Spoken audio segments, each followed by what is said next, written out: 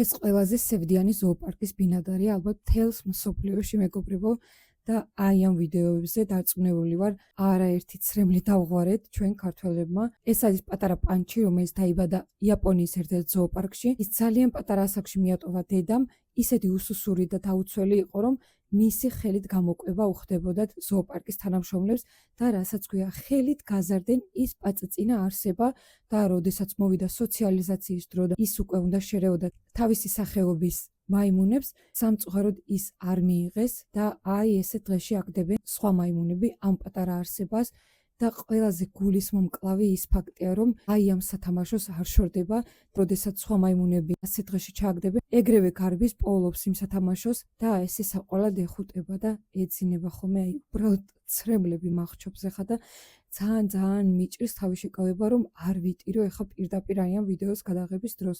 გავრცელდა ერთი სასიხარულო ამბავი, რომ ერთ-ერთი მაიმუნი მას დაუმეგობრდა, ძალიან კარგად ატარებდნენ დროს, ერთმანეთს ეხუტებოდნენ, ერთმანეთს ეთამაშებოდნენ. მე პირადად ამოვისუნთქე და ვიფიქრე, რომ პანჩის აღარაფერი ემუქრება, ყველაფერი კარგად აქვს, მაგრამ ამ ვიდეოს შემდეგ და ამ ფოტოების შემდეგ, როდესაც გამოუჩნდა მას მეგობარი, მაინც გამოიყო მაიმუნების ერთი ჯგუფი, რომელიც აი ამ საყვარელ მაიმუნს მაინც აბულინგებს და მაინც არ აქვთ მისი მიმღებლობა და ესე საშინელად ექცევიან მას.